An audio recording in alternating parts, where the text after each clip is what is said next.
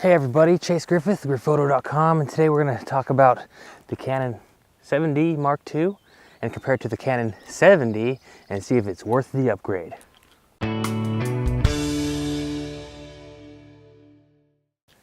Hey everybody, what I got here in my left hand is a Canon 7D which came out in 2009, and we're going to compare it to the Canon 7D Mark II which came out in 2014. So first of all, the processors in the Canon 7D, they have a dual Digic 4 processors, which for the time was the latest and greatest. And now we got the Canon 7D Mark II, which is rocking the Digic 6. So there's two of those. And with that processor, it allows for a couple more frames per second. So Canon 7D, the original, 8 frames a second, which is still a ton of frames a second. But the Canon 7D Mark II rocks 10 frames a second. So get a couple more on the back end frames per second. We're looking at ISO now, the Canon 7D, the original 100 to 6400, and you could push it to 12,800. Not that I would ever recommend you to go up that high with this camera. This one has a lot better low light performance. So this one goes from 100 to 16,000, expandable to 51,200. So you get a lot more ISO. So the original Canon 7D, the buffer, you could store 25 RAW files or 93 JPEGs. The Canon 7D Mark II, you can do 31 RAW files and a whopping 1,090 JPEGs, which is probably 1,090 too many JPEGs, because you should only be shooting RAW, in my opinion. If you got a camera like this, RAW's the way to go. The original 7D had 19 focus point, and they were all cross points. The new Canon 7D Mark II has a whopping 65 all cross point focus points. So that's even more than the 5D Mark III, which I believe has 61. But that's an amazing amount of focus points. The camera, the video recording capabilities, 1080p at 30 frames a second with the original 7D. This one does 1080p at 60, so you get double that. Great for slow motion stuff. So the focusing system used in the 7D was a contrast detection, so it would kind of hunt for the different contrasts in the image to get a focus. But this one has a dual pixel CMOS autofocus, and it's so much faster, so much better, and the autofocus whenever you're using live view is just incredible, which we'll take a look at here in a moment. The button layout is similar to a 5D Mark III on the back, so they've changed a couple of things. And what they've added a little joystick right here by the knob, which is useful for switching between autofocus point modes, whether you want single, you want 4 cross points, you want 9 cross points, fully auto. So you can just switch that instead of pushing the M in, F in, and then pushing this. You can just switch it by hitting that joystick. There's a couple other functions that you can dedicate to that joystick as well. So also something kind of newer in this Mark II model is flicker detection, which is good for like fluorescent lights. It'll tell you too, whenever you're looking through the viewfinder on the bottom right hand corner, it'll say flicker if you're sitting under the specific kind of lights that creates a flicker like that. And also something really nice about the newer model is it's got the dual card slots. So you can put an SD or compact flash, just like the Canon 5D Mark III. The old 7D, you can only rock single compact flash. So megapixels, Canon 7D has 18 megapixels.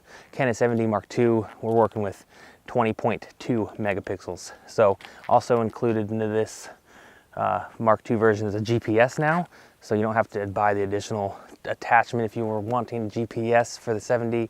It's built right into the 7D Mark II. The things that neither of these cameras have that I'd like to see them start incorporating is the touch screen. None doesn't have a touch screen. There's no Wi-Fi, and also there's no articulating screen. So those 3 things would be wonderful features for this camera to have, but all the other things, the nice video, the awesome autofocus tracking, the 10 frames a second, really makes this camera shine. So let's take a look at a couple of those features here. Okay, so now we're going to test the auto tracking as I walk forward and backward, left and right. See if I can focus on my face. I got it set on f4, so it's a relatively open aperture. So there's a little leeway there, but not much. So here we go. I'm going to slowly walk towards the camera. Kind of bend down so I kind of stay in the frame. Hello. Okay. I want to stay at least it's further away than its minimum focal distance. I'm going to walk backwards. Try not to fall down. Rough terrain. Backwoods, Alaska. Here we are. Original spot here. Okay, now we're gonna come over here, walk over here, Walk back over here, zoom right at it. See if it's tracking. Hi, are you tracking? We'll find out.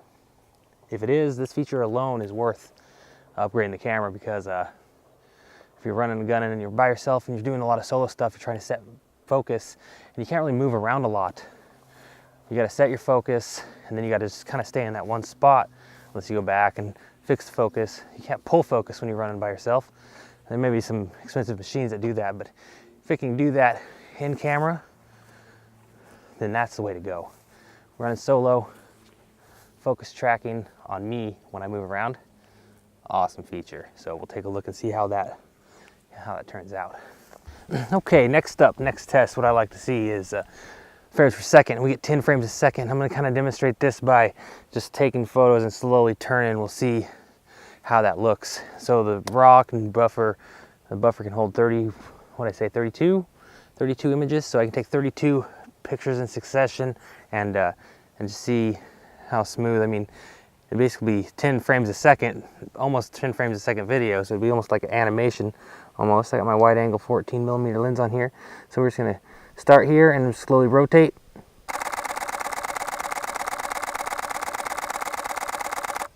Yeah, that's pretty crazy. That thing just flies. It's buffering, buffering, buffering. Done. It's already done buffering. Let's do a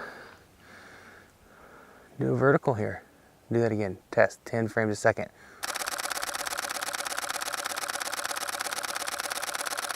Wham! That's panoramic right there. So that sounds great. It sounds fun. 10 frames a second is insane. I can see where it'd be really beneficial at sports events. Someone's going up for a dunk or something. Boom! Slam that dunk. Get boom, boom. Lots of good pictures of that. Or yeah, sporting events. Solid camera for that. Okay, it says it has silent mode. So let's see how silent mode is. First, I'm gonna take an image with just regular mode here. Okay, here we go. That's how loud that is, which is actually not very loud, but I guess if you're somewhere quiet, it can actually stand out. So now we're on multi-image or frames per second, 4 frames a second, silent mode. And I'm just gonna pop a few off here and we can take a listen to that. Oh, yeah, that sounds nice. And how many can it do in a row? Silent mode. A crap tone. It can do a lot.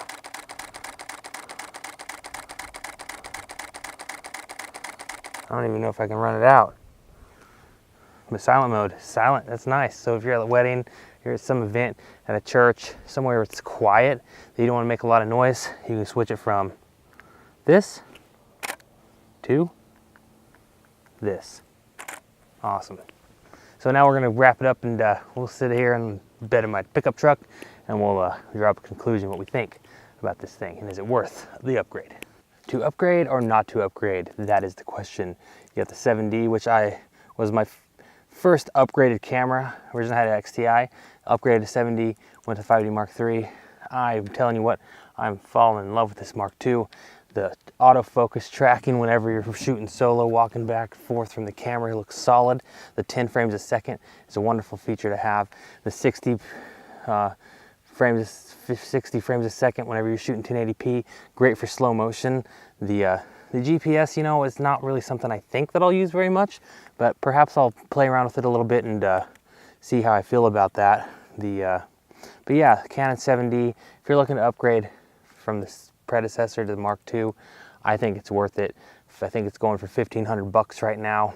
If you have a 7D, you could probably drop it off, sell it for about $500, spend $1,000, upgrade your camera, be happy, keep shooting, subscribe below. Thanks for checking this out. Comments, please let me know. I respond to everybody. I look forward to hearing from you. Chase Griffith with Griffphoto.com. See ya.